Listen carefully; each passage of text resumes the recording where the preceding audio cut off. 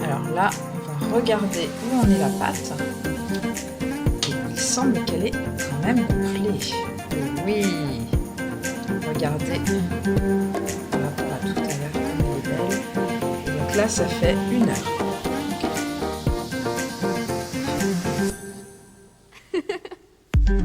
Elle a quand même doublé pratiquement. Il reste 1 demi-heure. Je viens de la retourner.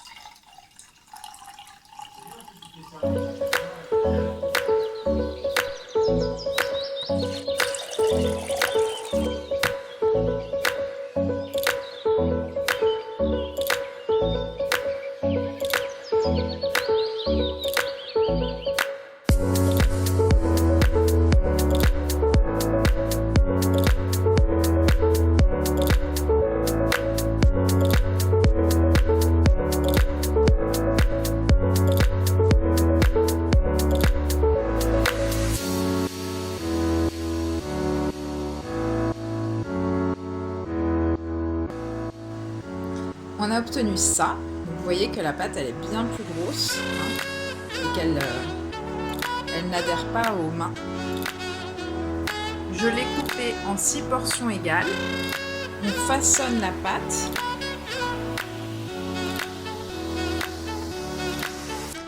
C'est assez rigolo à faire. Vraiment, je vous invite à le faire chez vous. Surtout si vous avez des enfants. Alors, on va faire une courbe. Vous allez croiser les 2 extrémités. On ramène les extrémités vers le bas. On fait un tour. Et vous positionnez les 2 extrémités sur le bas de la courbe. Et là, on a notre bretzel qui est façonné.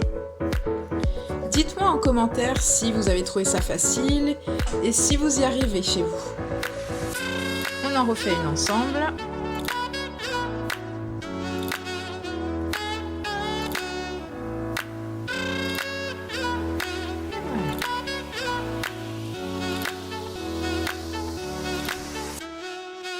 Alors dites-moi si vous y arrivez, ça se passe bien. Après c'est vous qui choisissez, vous les façonnez plus épais, plus fins. C'est à vous de voir, hein, selon vos préférences.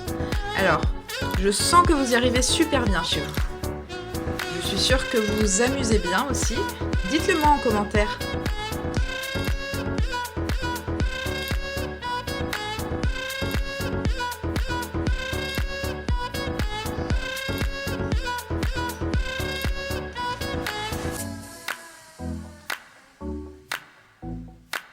Alors mon chéri en a refait un.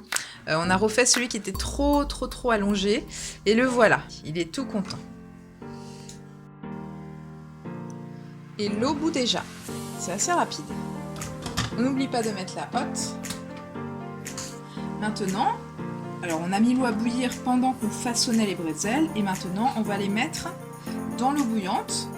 Et on va les mettre un par un dans l'eau bouillante. À quel moment on les sort? Et bien c'est quand ils remontent à la surface. Donc là je le ressors, il est remonté à la surface et je le mets à égoutter, non pas dans du sopalin pour préserver la planète, mais dans un torchon.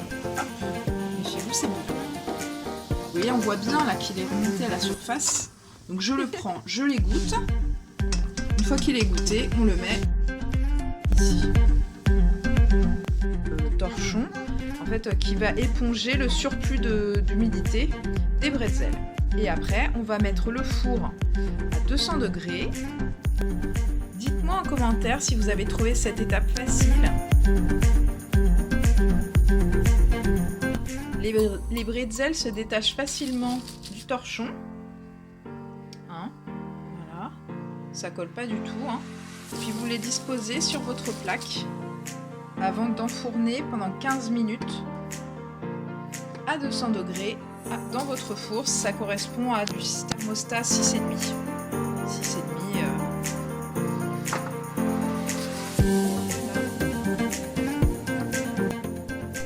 Alors vous mettez les fameux bretzels sur une plaque de cuisson et vous n'oubliez pas de mettre du papier sulfurisé, du papier cuisson, voilà, pour pas que ça adhère de trop à votre plaque et pour pouvoir les démouler très facilement tout à l'heure. On va maintenant saupoudrer de gros sel. Alors moi j'adore ce gros sel hein, de Camargue à l'ail et au thym. Voilà. On met ça sommairement sur... vous pouvez aussi prendre du gros sel nature. Et on a choisi d'en faire quelques-uns au fromage, c'est-à-dire qu'on va ajouter du gruyère râpé voilà, dessus. On va en faire quelques-uns comme ça.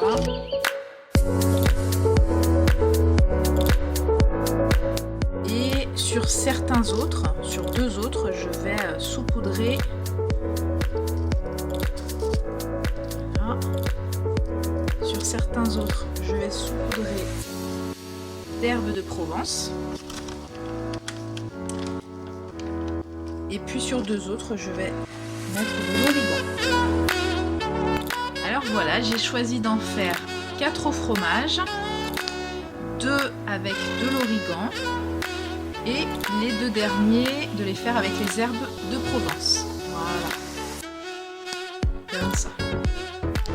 Donc là, pendant que votre four chauffe, on va finir par la dernière étape, c'est-à-dire qu'on va on va les entailler.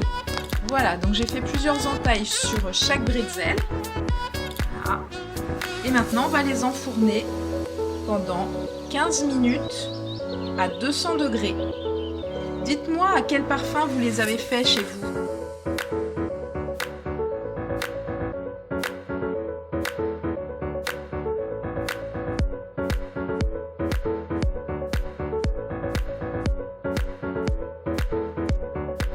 Et voilà, c'est cuit. Et regardez-moi ça. C'est beau, non? Dites-moi ce que vous en pensez en commentaire.